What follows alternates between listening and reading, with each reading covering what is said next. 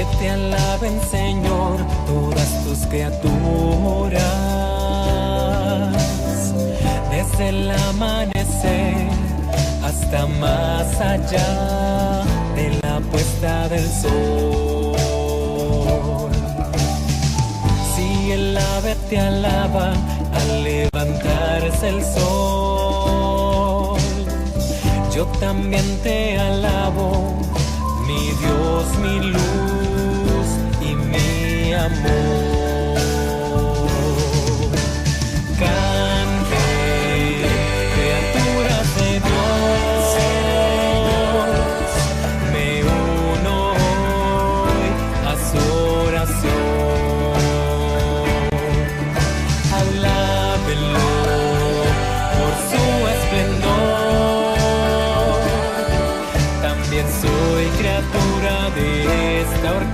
Que alaba a Dios.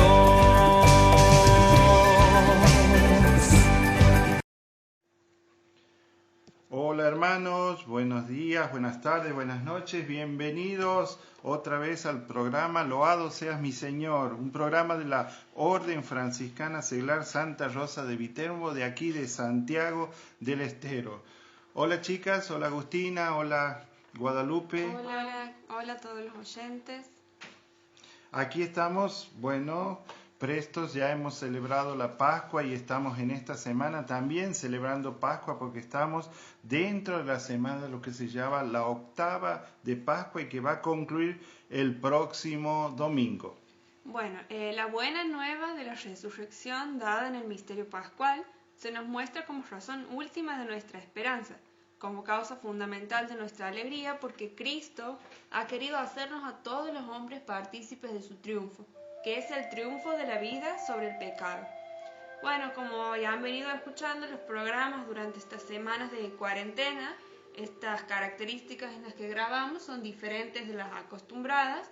Estamos transmitiendo desde nuestro hogar y esperamos que llegue a ustedes el mensaje que queremos transmitir y que sea provechoso en este tiempo pascual. Siguiendo con nuestro programa, vamos a hacer un saludo a todos nuestros oyentes, un saludo pascual, un saludo de paz y bien con quienes compartimos todas las semanas en este programa. También vamos a mandar un fuerte saludo y abrazo pascual a los servidores de la radio y a las operadoras que siempre están apoyándonos en esta programación. En este tiempo especial, un saludo a la hermana María que se ha hecho cargo de la radio, está haciendo de operadora, de locutora en los diversos programas que nos acompañan por la mañana y por la tarde, a la madre Nora, que es también la directora de la radio, y por supuesto a ambas que el día de ayer, el 13 de abril, han cumplido la congregación de las hermanas franciscanas terciarias de la caridad, 140 obras de años de misión.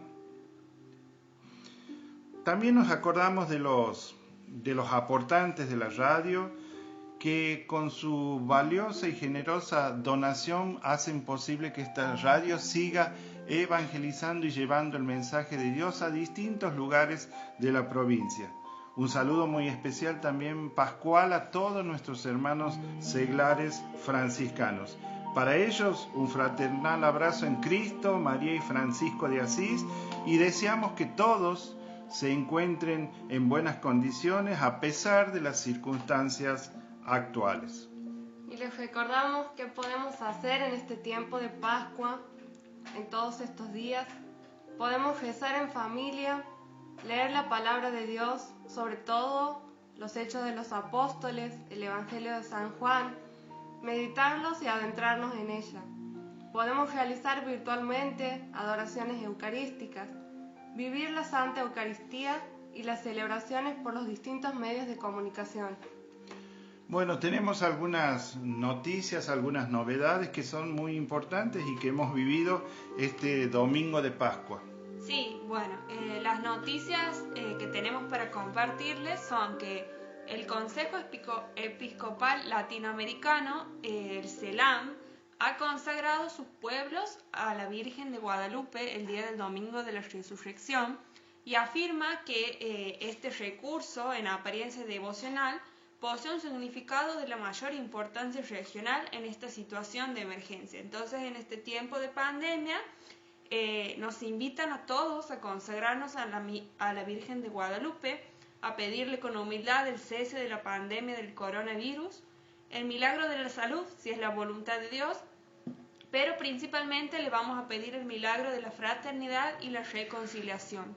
Solo con esta premisa será posible imaginar que las familias se reúnan y se abracen tras el aislamiento, y al final lograr que todos los pueblos soberanos estén unidos por nuevos lazos de cooperación e integración solidarias para hacer de nuestra región no un mero uso o abuso por parte de los poderosos. El Papa Francisco, el día 12 de diciembre del año 2016, dijo que contemplar a María es sentir la fuerte invitación a imitar su fe.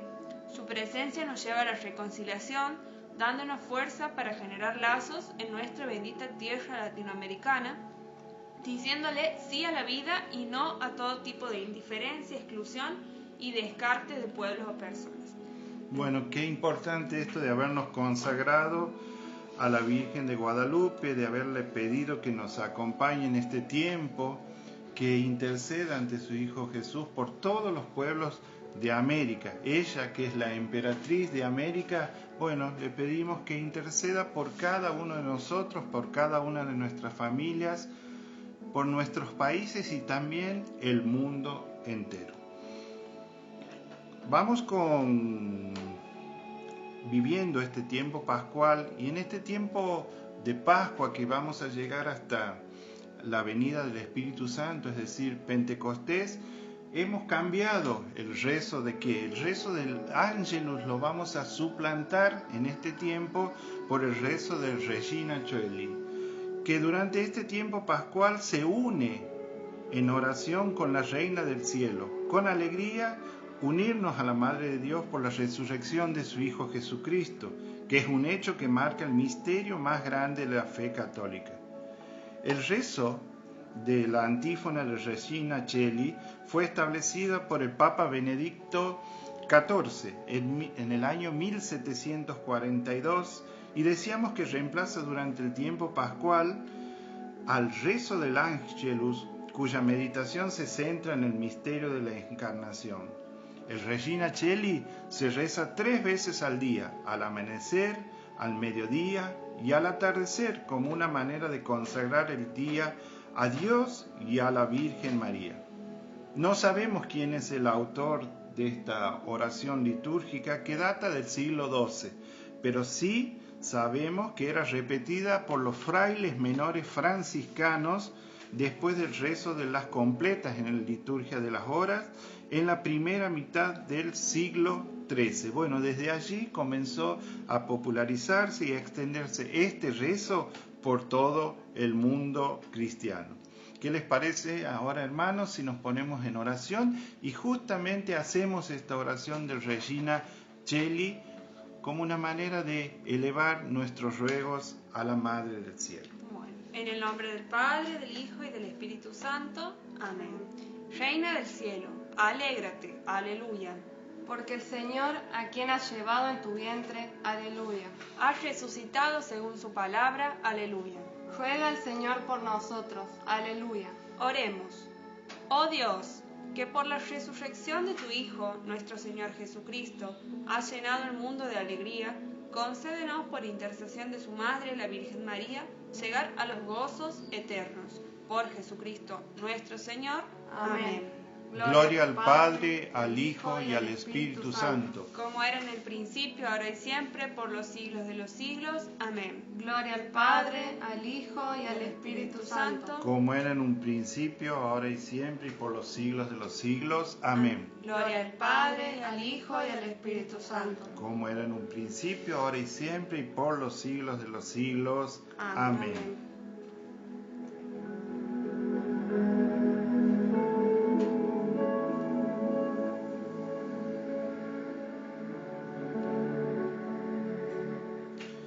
Bien, siguiendo con el programa y teniendo en cuenta que siempre recordamos a los santos franciscanos, el día de hoy nos vamos a acordar de San Benito José Labre, que era terciario franciscano. San Benito José había nacido en Francia en 1748 y su familia vivía como productor rural en una finca, pero vivían muy precariamente, eran 15 hermanos. Benito José era el mayor de ellos e hizo los primeros estudios en su pueblo natal, mostrando una cierta seriedad superior a su edad. A los 16 años manifestó el deseo de hacerse monje trapense, a lo cual se opuso su familia. Cuando la madre lo reprendía por algunos sacrificios demasiado duros para su edad, él le respondía cariñosamente que no se preocupara, pues él debía prepararse para realizar su vocación de trapense, es decir, de monje trapense. Se hizo peregrino, no por el gusto de vagar, sino para ir a pie a los diversos conventos trapenses franceses, cuyas puertas siempre tocó en vano. En Italia descubrió su verdadera vocación. El Señor lo llamaba a una soledad mayor aún que la de los claustros. Lo puso en los caminos y en los caminos habría de permanecer, llegando a ser el vagabundo de Dios. Se desprendía de todo, abandonaba su cuerpo a la intemperie. Vestido de andrajos entre insectos, las llagas corroían sus carnes, pero se elevaba siempre más en una oración de la cual nadie podía distraerlo. Iba ceñido con un cordón de San Francisco de Asís de la tercera orden que le habían dado en la basílica. De sus espaldas pendía un saco o un costal que contenía todas sus riquezas, un libro de la imitación de Cristo, el Nuevo Testamento y el breviario que recitaba y oraba diariamente. Tenía sobre el pecho un crucifijo, al cuello llevaba una corona y en las manos un rosario. Un bocado de pan y alguna hierba le bastaban para su alimento diario.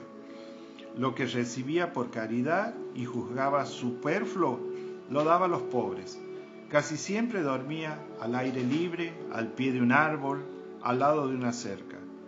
Los últimos años de su vida los pasó en Roma y dormía habitualmente en un rincón cercano a las ruinas del Coliseo romano. Falleció a los 35 años y cuando expiró corrió la voz por toda Roma que decía: «Ha muerto el santo». Fue beatificado por León XIII en el año 1881. Entonces, que a imagen de San Benito José podamos llevar una vida de oración para imitar a Cristo pobre y crucificado.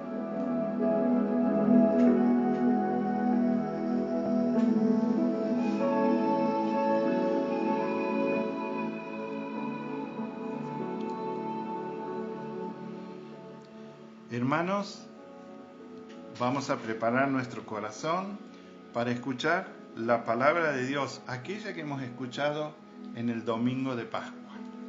Evangelio según San Juan. El primer día de la semana, de madrugada, cuando todavía estaba oscuro, María Magdalena fue al sepulcro y vio que la piedra había sido sacada. Corrió al encuentro de Simón Pedro y del otro discípulo al que Jesús amaba, y les dijo: «Se han llevado del sepulcro al Señor y no sabemos dónde lo han puesto». Pedro y el otro discípulo salieron y fueron al sepulcro. Corrían los dos juntos, pero el otro discípulo corrió más rápidamente que Pedro y llegó antes. Asomándose al sepulcro, vio las vendas en el suelo, aunque no entró. Después llegó Simón Pedro, que lo seguía, y entró en el sepulcro. Vio las vendas en el suelo y también el sudario que había cubierto su cabeza. Este no estaba con las vendas, sino enrollado en un lugar aparte. Luego entró el otro discípulo, que había llegado antes al sepulcro. Él vio y creyó. Todavía no habían comprendido que según la Escritura, Él debía resucitar de entre los muertos. Los discípulos regresaron entonces a su casa. Es palabra de Dios. Gloria a ti, Señor Jesús.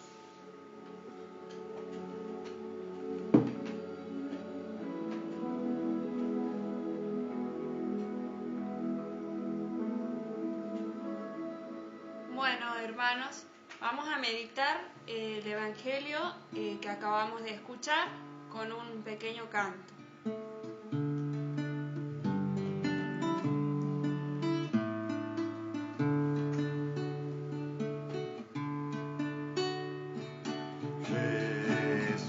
Resucitó, aleluya, aleluya, el Señor resucitó, alegría y gozo mis hermanos, Jesucristo el Señor resucitó. Alegría y gozo mis hermanos, que la muerte vencida ya murió. Resucitó, aleluya, aleluya, el Señor resucitó. Alegría y gozo mis hermanos, el sepulcro vacío se quedó. Alegría y gozo mis hermanos, el Señor de la muerte es vencedor. Aleluya, el Señor resucitó.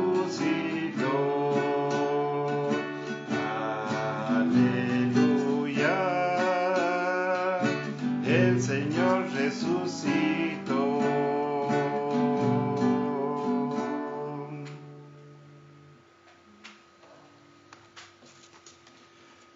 Bueno, estamos contentos, vivimos la alegría de esta Pascua, el Señor ha resucitado, Él vive para nosotros, nosotros hemos resucitado con Él y el Evangelio que hemos escuchado y que hemos escuchado también el domingo pasado, más que un relato de la aparición de Jesús resucitado, es un relato de desaparición.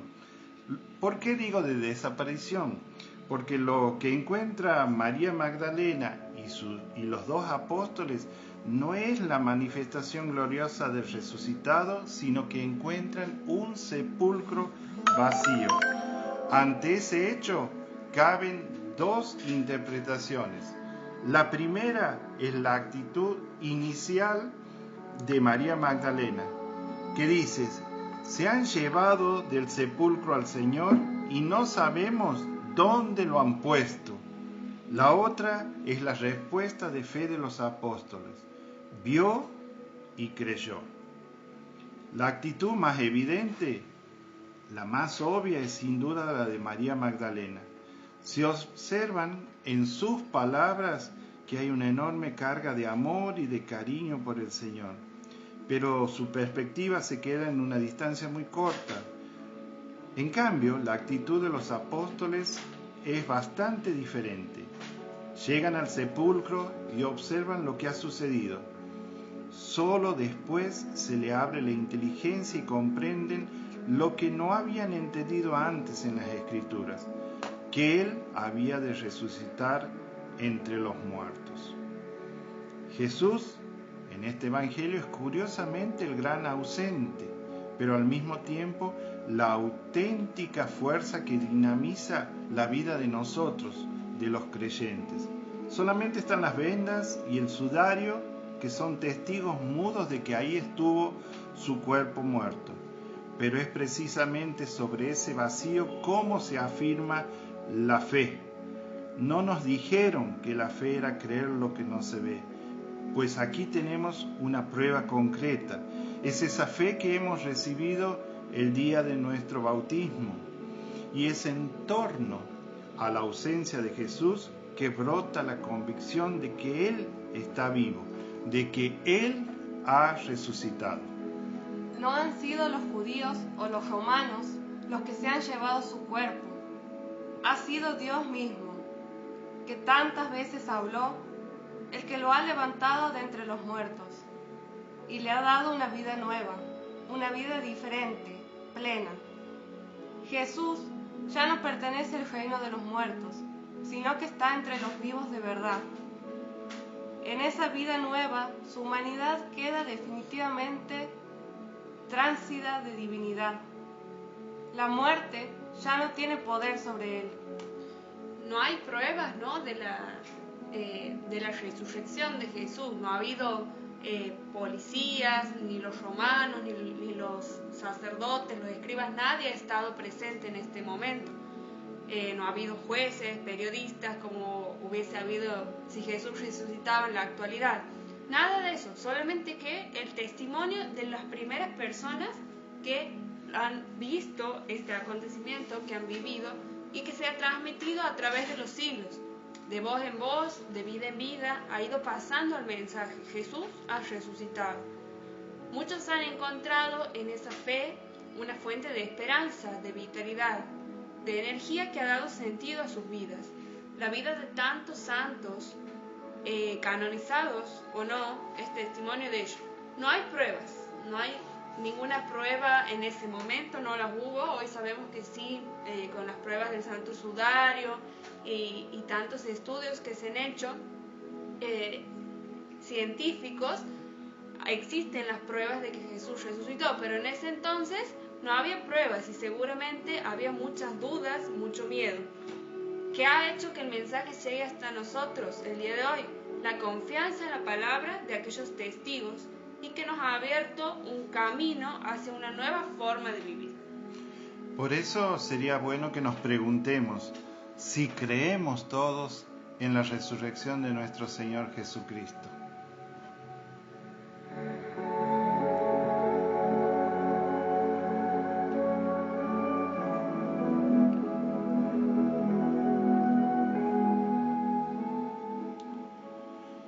Y tener fe en la resurrección de Jesús es una verdadera opción personal. Creer en ella nos debería llevar a vivir de un modo nuevo, en esperanza, en fraternidad, en servicio. Dejar el sepulcro vacío del odio, de la desesperación, de la violencia, del miedo, y de esa manera también nosotros ir resucitando con Él. Ir creciendo en fe, ir creciendo en esperanza y también en caridad. Hay algo importante que es el mensaje que nos llegó a nosotros de la fe, nos llega a través de las generaciones que vienen detrás nuestro y nos llega principalmente a través de nuestros padres, seguramente a todos que han decidido bautizarnos y transmitirnos la fe. Entonces sería bueno que cada uno de nosotros piense de qué manera nosotros con nuestra vida pasamos el mensaje a las generaciones siguientes sobre la resurrección de Jesús. Entonces pensemos unos segundos cómo transmitimos y cómo llevamos ese mensaje de Dios, esa resurrección a nuestros hermanos.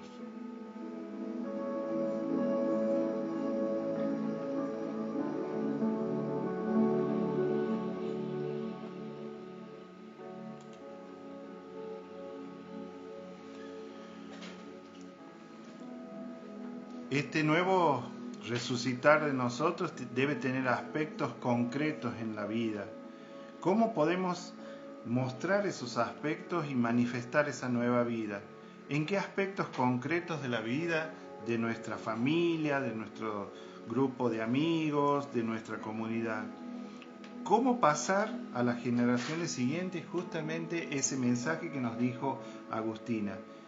De llevar a aquellos que aún no creen en Dios, a llevar a conocer a Jesús, a su resurrección y a este nuevo cambio de vida, un cambio de vida en la esperanza, en la fraternidad y en el servicio. Es importante decir que la resurrección de Jesús es el mensaje central, es el eje de nuestra fe, de nuestra religión, de la vida cristiana. porque si Jesús no hubiese resucitado, todo su mensaje, su vida, sus curaciones, su caminar en Galilea hubiese sido en vano, ¿no? La resurrección es lo que nos da certeza de que Él es el Hijo verdadero de Dios enviado y que vive entre nosotros, en su pueblo, ¿sí? En cada corazón de nosotros. Vamos a meditar y a cantar esta canción, que seguramente la conocemos todos y la hemos cantado, y manifestar que Jesús está vivo y vive en los corazones de cada uno.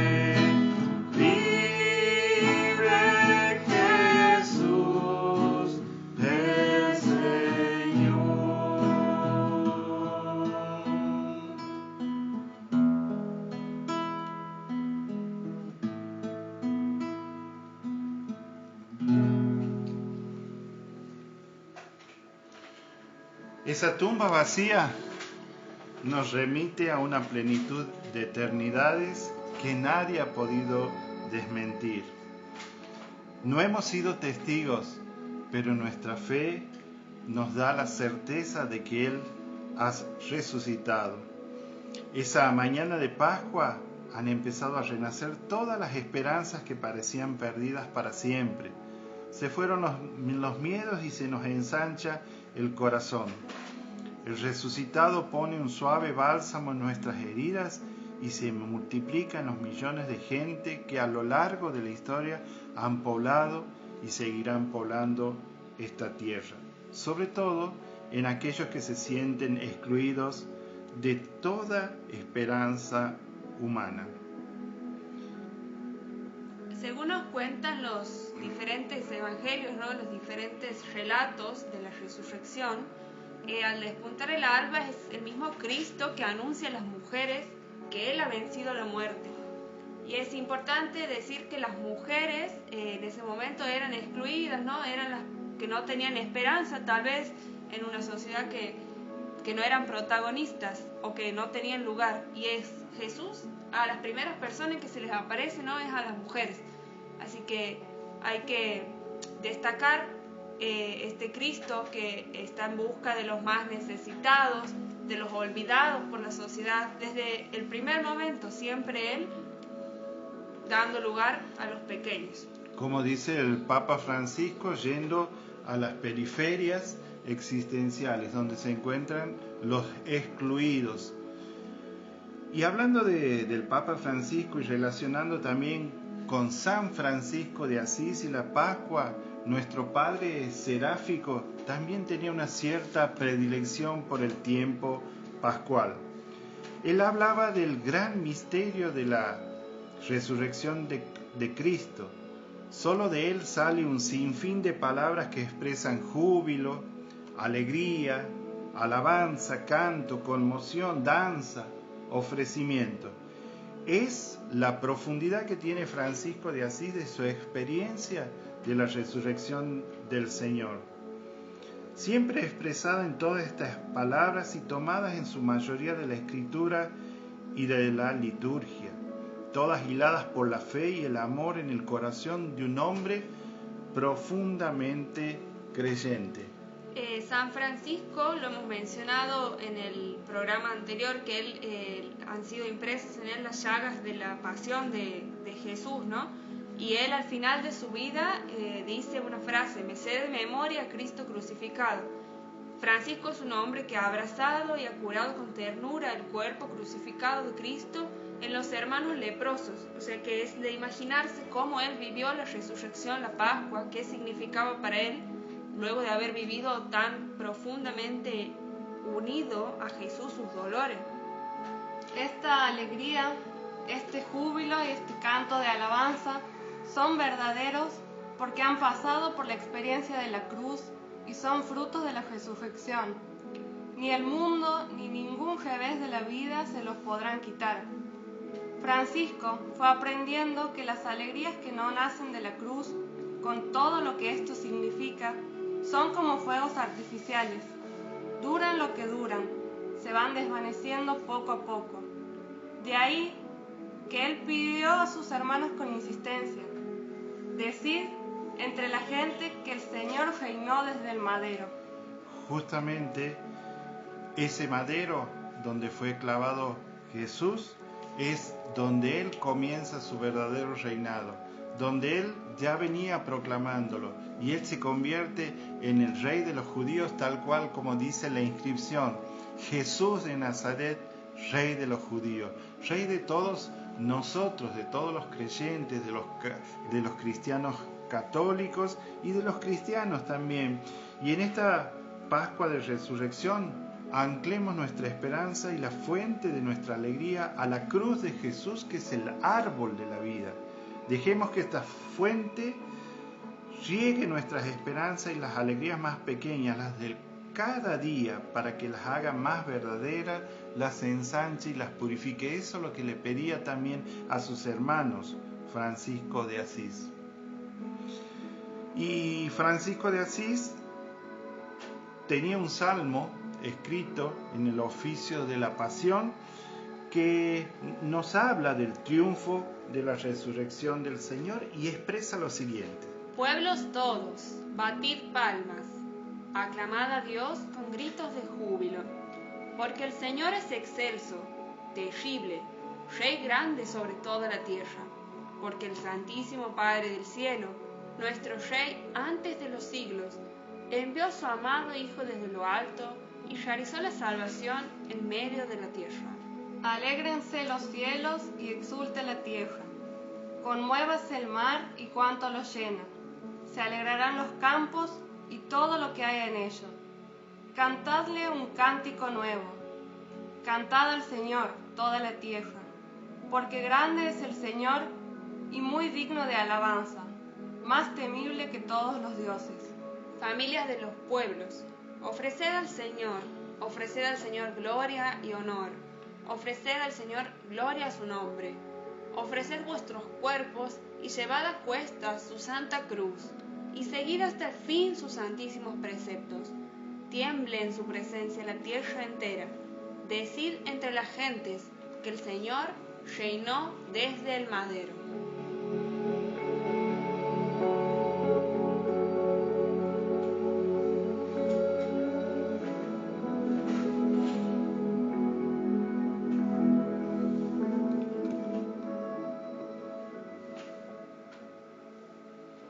Bueno, hermanos, hemos venido caminando toda la Cuaresma junto a San Francisco y ahora es tiempo de celebrar la Pascua, que es la cumbre que nos revela panorámicamente el admirable designio del Padre realizado por su Hijo Jesús. Junto con Francisco es tiempo de contemplar y gustar, como niños sobrecogidos de admiración, las riquezas del misterio único del amor. Y vamos a gozar en esta semana que la llamamos octava de Pascua, porque la Pascua se extiende durante todos estos 7 días y vamos a celebrar esa nueva vida, ese nuevo nacimiento, esa vida a la luz, a la gracia, a la muerte, al pecado, una nueva vida. Si algo ha caracterizado a San Francisco, ha sido su vivencia consciente de una espiritualidad pascual. Él siempre había recibido de la Iglesia la mentalidad pascual y se entregaba a la admiración y a la contemplación del misterio de Dios. Entonces vamos a meditar este pequeño canto de contemplación para nuestro Señor Jesús, que nos ha redimido en este tiempo y a quien le debemos tanto.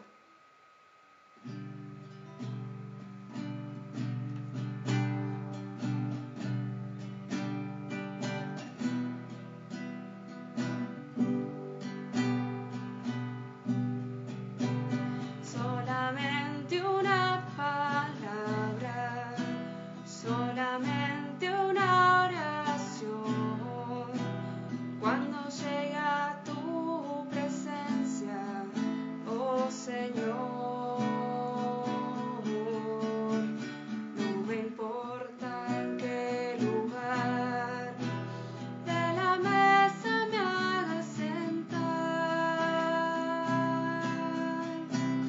o el color de mi corona, si la llego a ganar. Solamente una palabra, si es que aún me queda voz, y si logra articularla en tu presencia. No te quiero hacer preguntas, solo una petición.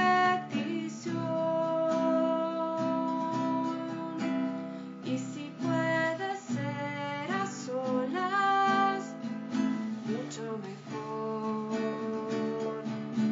Solo déjame mirarte cara a cara y perderme como un niño en tu mirada,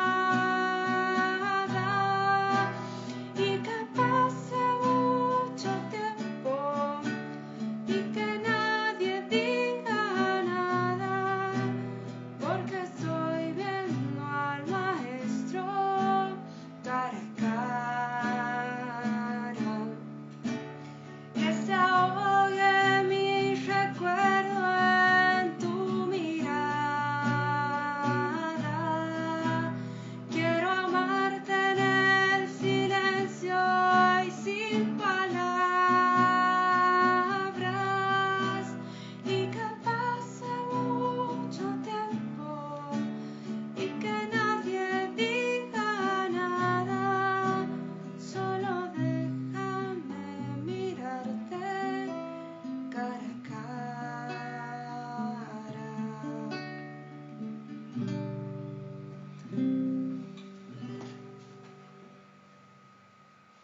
Bueno, San Francisco y su naturaleza pascual y el oficio de Pascua tienen su inicio, su origen allá por el cuarto concilio de Letrán, donde el Papa Inocencio hace un discurso de la solemne proclamación del carácter pascual de la Iglesia.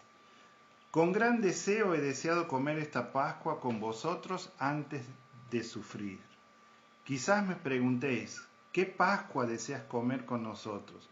Sabemos que Pascua en hebreo quiere decir paso.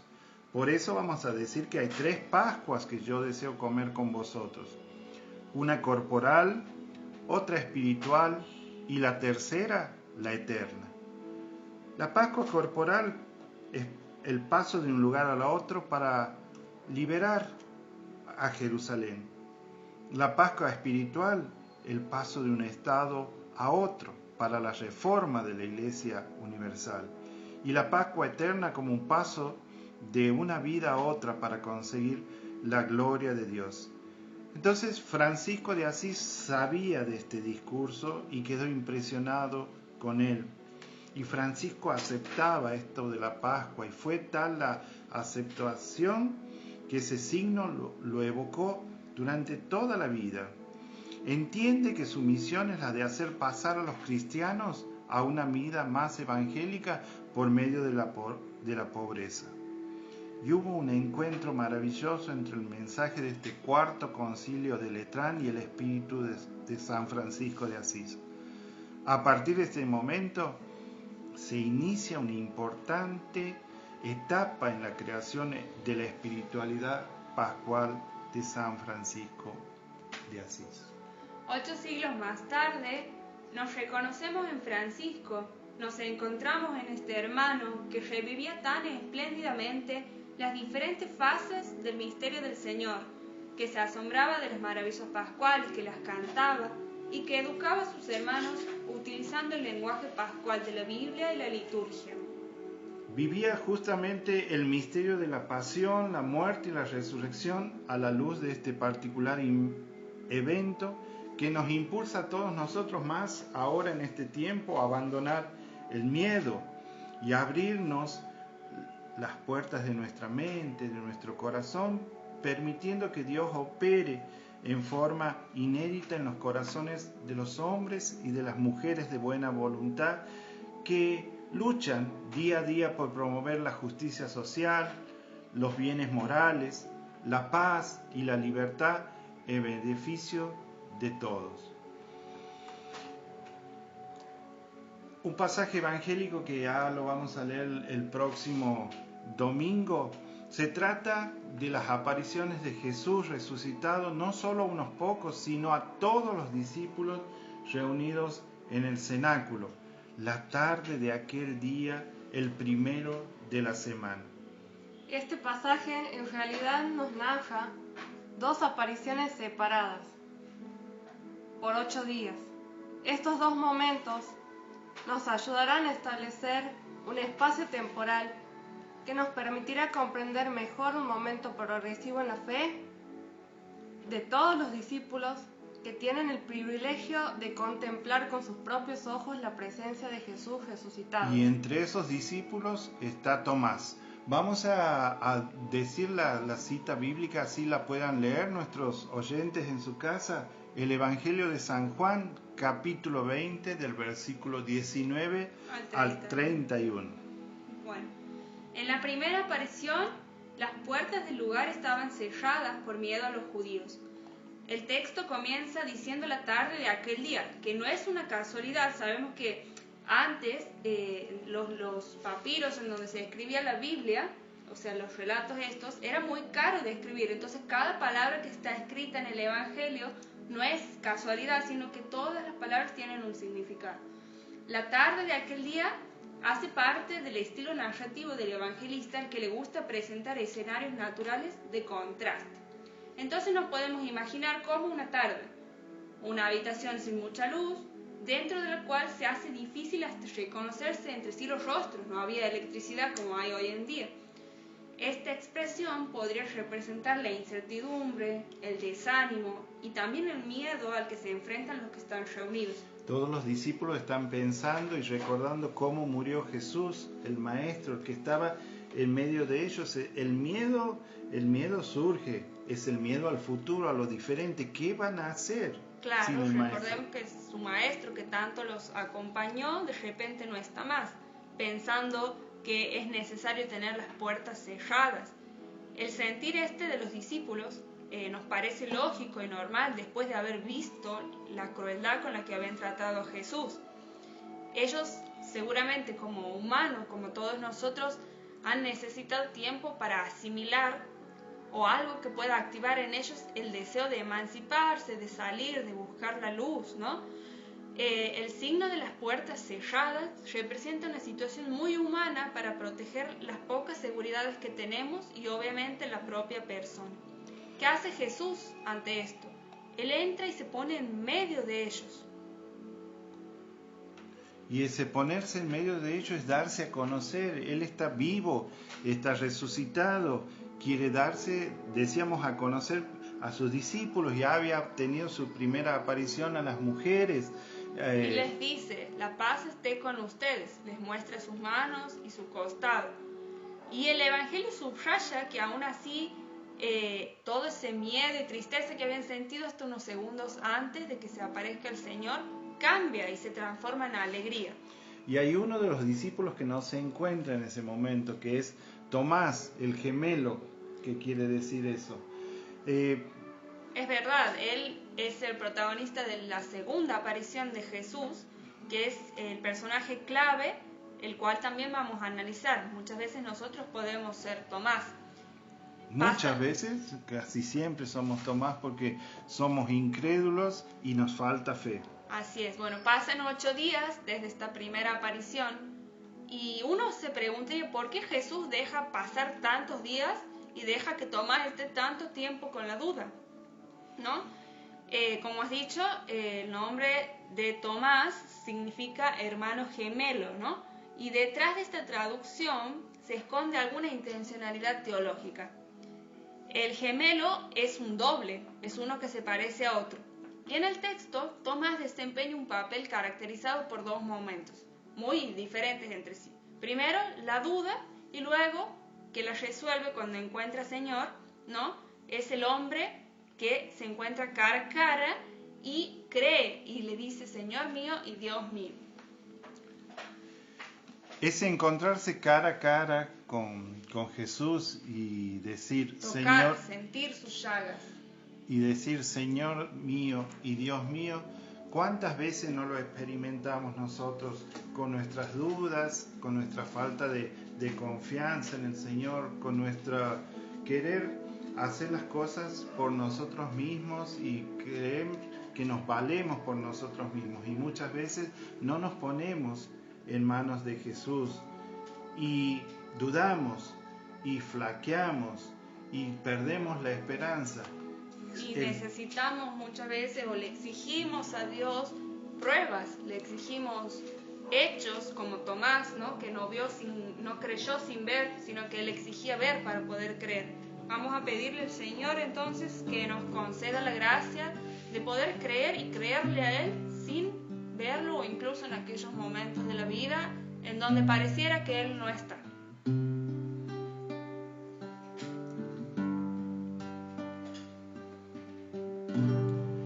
Jesús está vivo,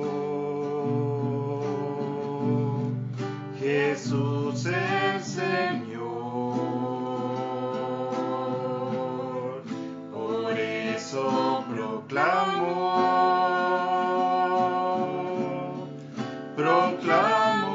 su amor. Jesús está vivo, Jesús el Señor, por eso proclamo su amor. En mi vida puedo ver su amor, el correr de su agua viva, que calma mi sed. En mi vida puedo ver su amor, el correr de su agua viva, que calma mi sed.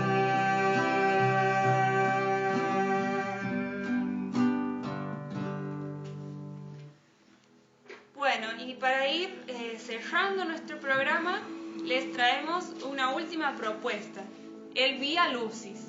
Seguramente han oído hablar alguna vez del Vía Lucis, sobre todo en los jóvenes es muy común rezarlo en vigilias, luego de Pentecostés o luego de la Pascua. El Vía Lucis se parece al Vía Crucis en su nombre y quiere decir camino de la luz. Es una devoción reciente que puede complementar a la del Vía Crucis.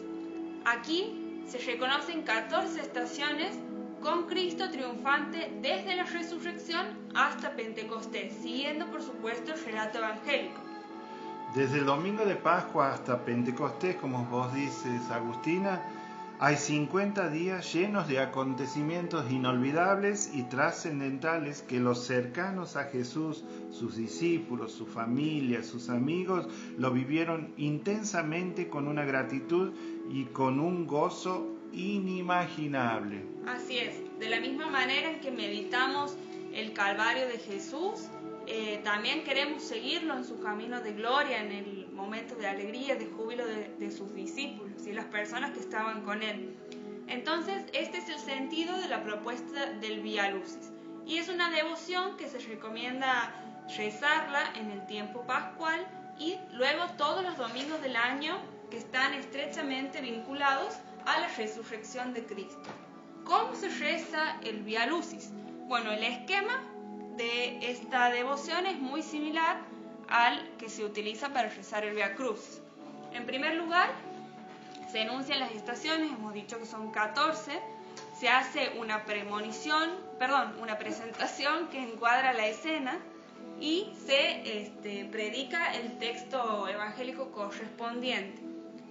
Finalmente se cierra el momento con una oración en forma de súplica, alguna meditación extra y Padre Nuestro, Ave María y Gloria. Vamos a mencionar algunas de estas estaciones. Pero antes de mencionarle, ¿te parece que hagamos un canto que tenga que ver con la luz? Bueno, es en nuestra vida, así como en la vida de Jesús fue luz y es luz para nosotros, también nos pide que nosotros seamos luz, sobre todo en este tiempo difícil que estamos viviendo, para nuestros hermanos. Así que vamos a meditar. Entonces, veamos este camino a la luz, del gozo y de la alegría vividos con Cristo y gracias a Cristo resucitado. Vamos meditando en nuestras casas de qué manera podemos llegar a ser luz para nuestros hermanos.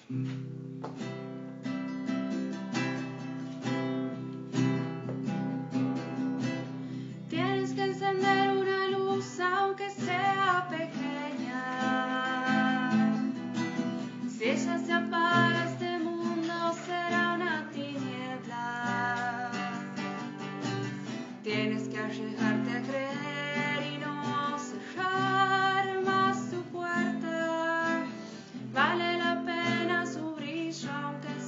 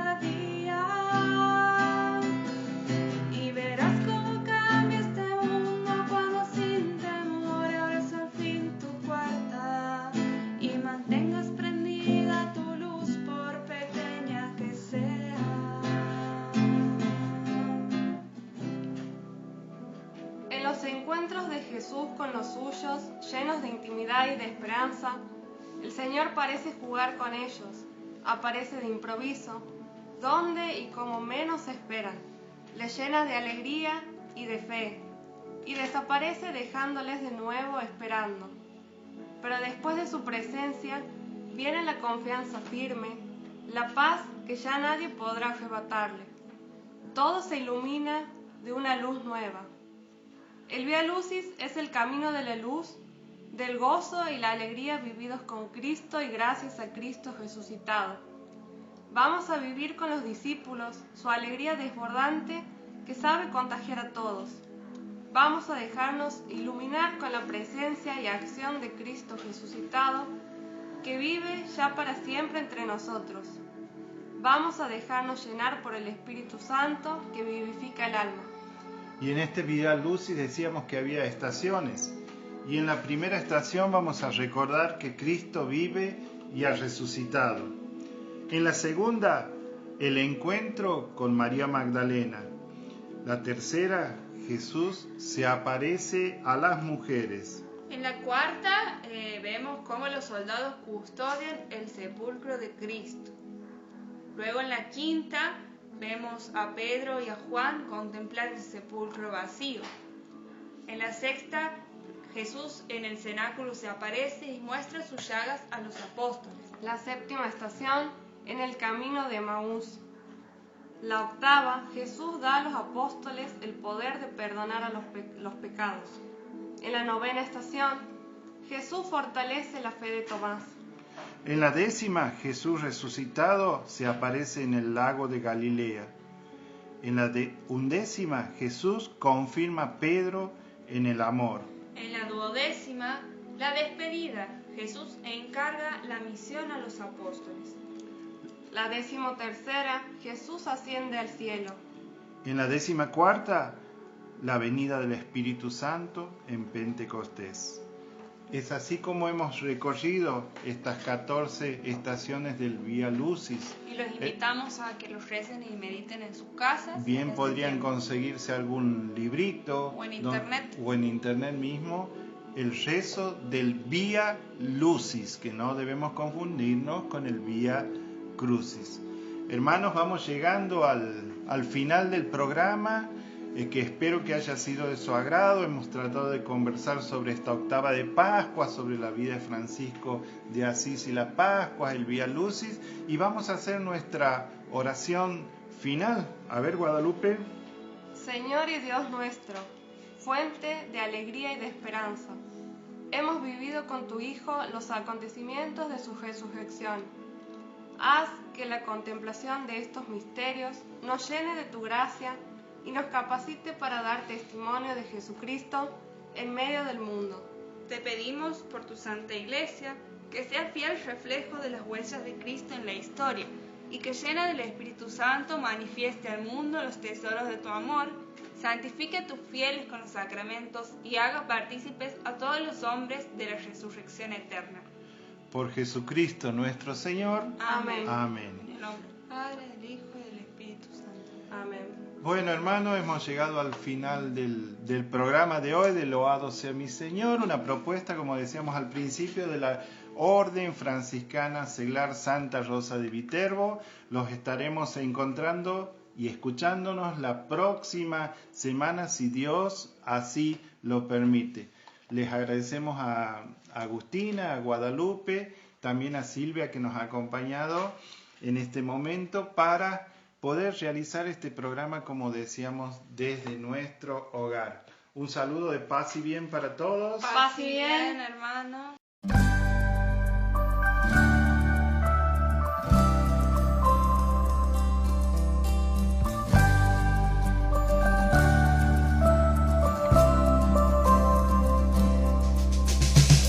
Que te alaben, Señor, todas tus criaturas,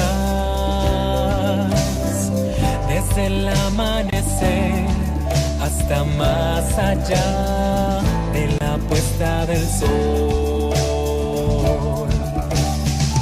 Si el ave te alaba al levantarse el sol, yo yo también te alabo, mi Dios, mi luz y mi amor. Cante, criaturas de Dios, me uno hoy a su oración. Alábenlo por su esplendor. También soy criatura de esta orquesta que alaba a Dios.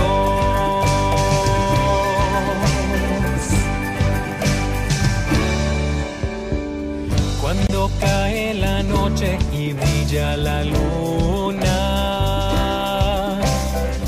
te doy gracias, Señor, por la hermosura de tu amor. Y al brillar las estrellas te alabo con ellas, y en la paz del silencio descanso en ti, mi Padre de amor. Cante, criaturas de Dios,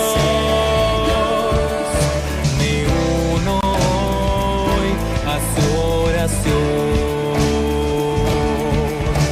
Alábenlo por su esplendor. También soy criatura de esta orquesta que alaba a Dios.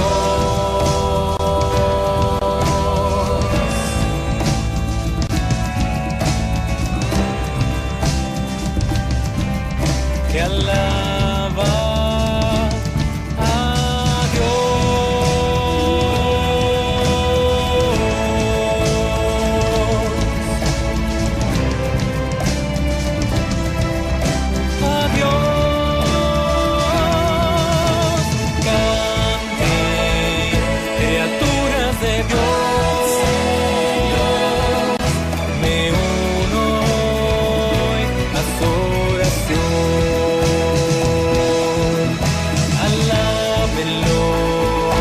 por su esplendor. También soy criatura de esta orquesta que alaba a Dios. También soy criatura de esta orquesta que alaba a Dios. También soy criatura de esta orquesta que alaba a Dios.